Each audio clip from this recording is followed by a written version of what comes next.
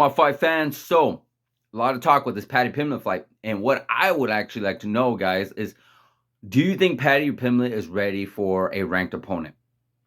Honestly, I got to say no. But my personal opinion is when do we do it? When do we give him these ranked opponents? Because right now, he has fought 4 opponents in the UFC, the biggest organization in MMA. There's no bigger organization other than the UFC, hands down. I don't care what other organization it is. That they are the creme de la creme. They are the top. They are Mount Everest. So with that being said, Paddy Pimblett is 4 fights in the UFC. And I always hear all this talk about when you come to the UFC, you got to come ready. You got to come prepared. Because there is no easy fights. There is no warm-up fights. There is no tune-up fights. You got to be ready. You got to be prepared. 100%. So Paddy Pimblett comes. He's 4 fights in. Has not fought anybody ranked in the top 20 yet. Some of these opponents that he's fought are, good, but they're not quite there just yet. And I understand what some other fighters are saying, or some other people in different podcasters and different outlets are saying. You kind of want to slowly ease up into him, slowly get him up there. Well, I hate to break it to you guys, but Paddy did come into the organization a little bit later. He was making his money, he was doing his thing, and over in the overseas, in the UK and such like that. And at the end, and he came to the organization. Paddy Pimblett right now is 27. I believe his birthday's in January. He's going to be 28. And he's had 4 fights in the UFC. Right now, he needs to fight someone up there. Because, to me, this is just my personal opinion, it almost feels like he's not taking this serious enough. He really is not. My personal opinion. Why? Because we see the weight gain. We see the weight shuffle up and down. You don't gain weight like that doing cardio, wrestling, boxing, kickboxing, lifting weights. You don't gain weight like Paddy Pimblett if you're doing workouts like the way you're supposed to, like the way an MMA fighter does. Like Paddy, he does it, and it just doesn't seem like he's progressing. It almost feels like he's getting used to the fact that he's fighting these guys outside of the top 20 and taking his time a little bit too much longer. He really needed this fight with Jared Gordon to almost be humbled and to say, like, hey, you need to start taking it serious, guy, because you're going to be 28. These are your prime years.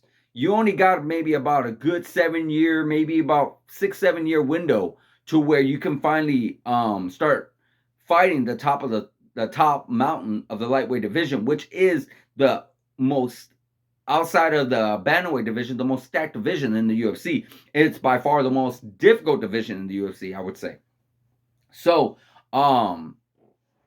when it comes to all that, yeah, like I said, his weight gain has always been an issue. We always seen that. We've seen that he can make the weight. That's no problem. Okay, great.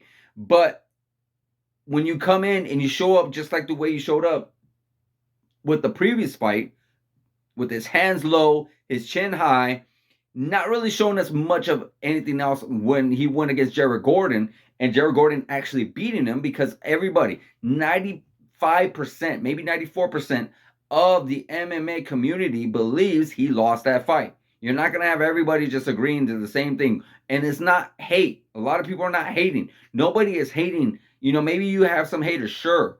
But when you have professionals, actually MMA professionals, looking at that fight and saying, yeah, you lost. You have MMA journalists who, yeah, of course, maybe they're going to have clickbait. Maybe people are going to say things that, they just want to get some clicks and some likes.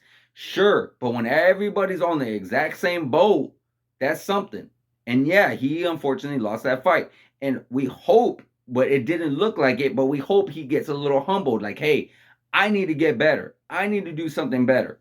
But it really didn't feel like he did, which is all right. It's part of his character. It's part of his personality.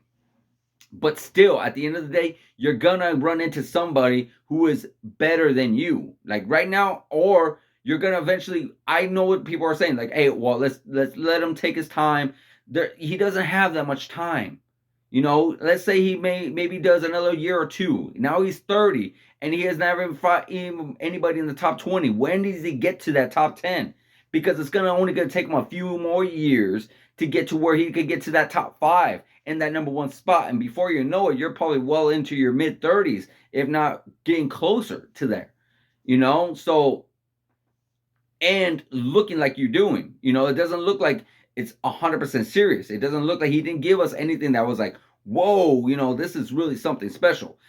Basically, the best example that what a lot of people are bringing out is Conor McGregor. Conor McGregor came to the UFC, and he will, in his 4th fight, he fought Dustin Poirier. And Dustin Poirier was ranked at least 5th or 6th in the featherweight ranking at that time when Conor McGregor fought him.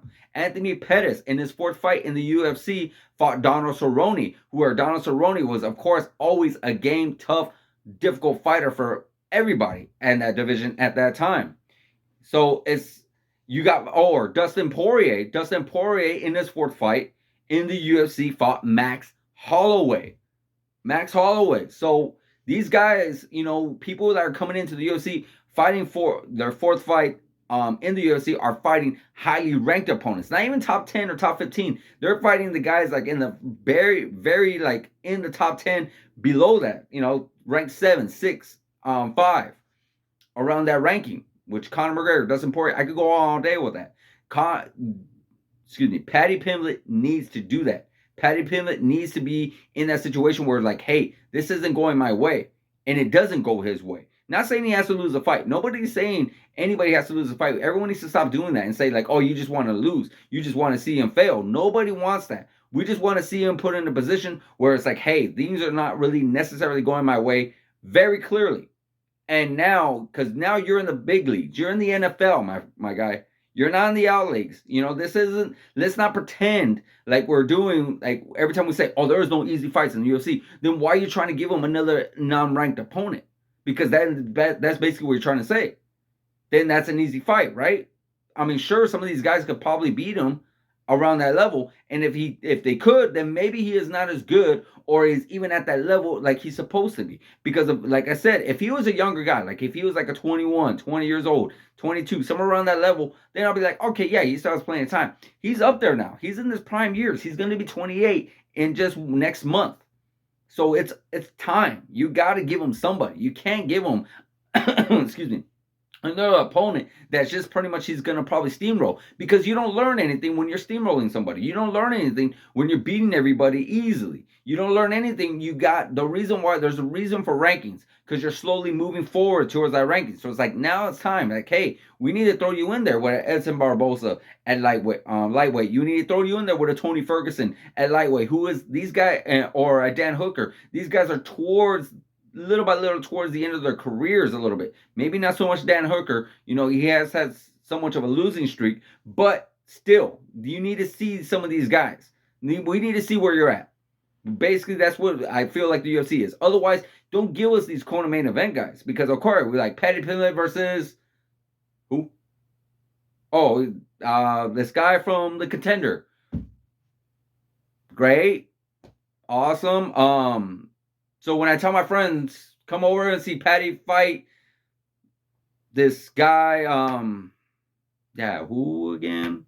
Sorry, I mean, I know Paddy, you're pushing his name out there, but you're giving me somebody, I don't know what name you're trying to give me at this moment. Somebody I've never even heard of. Okay, yeah, Contender Series, great, awesome, that's amazing, great, yeah. I would totally spend $70 for that. 100%, yes. No. This is not what we want. We don't want to see Paddy being fed some of these, like lower ranked guys, or the lower ranked guys. They are not even in the 20 level, maybe not even the 30 level, just because he is refusing to take it more serious. Just because he is refusing to take it more at ease and not at ease, but showing more skills and bringing more skills to the table and putting himself to the test. Maybe he does do the work. He obviously does. He makes the weight, no problem.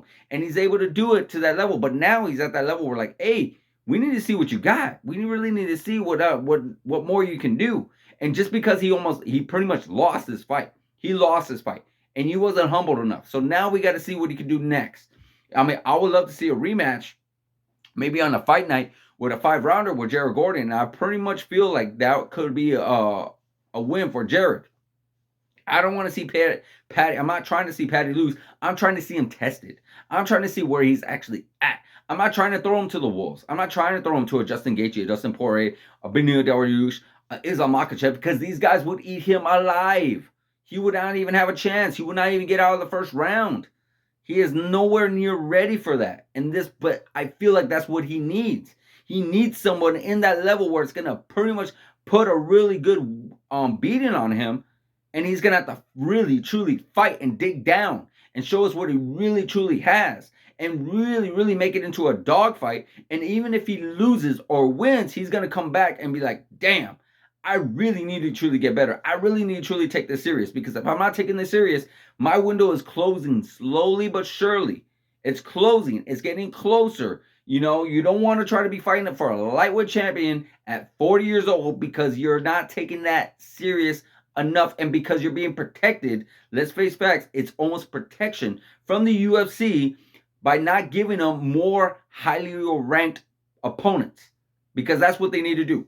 That's what they need to do. Otherwise, we're going to continue seeing Paddy slowly move up the rankings. His age is going to continue slowly moving up. And I promise you, he is nowhere going to be near ready when it comes time to actually throwing him in there. He's going to fight someone in the top 20, maybe top 15 if he's lucky, or if we're lucky, I should say.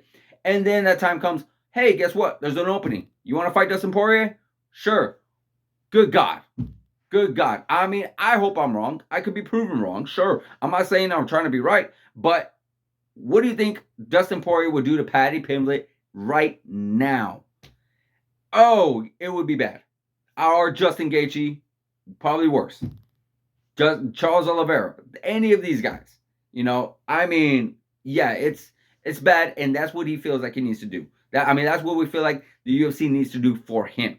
So let me know in the comments, guys. What do you think should be next for Paddy Pimblett? What do you think he should be doing? What do you think the UFC should be doing for him? How does he progress with his career? How does he move forward from this whole fiasco that he has going on with the UFC, with this controversy, with the possible robbery? We do not know, but still, let me know what you think in the comments, guys. Like, subscribe, hit the notification button, guys, and I'll see you guys in the next video.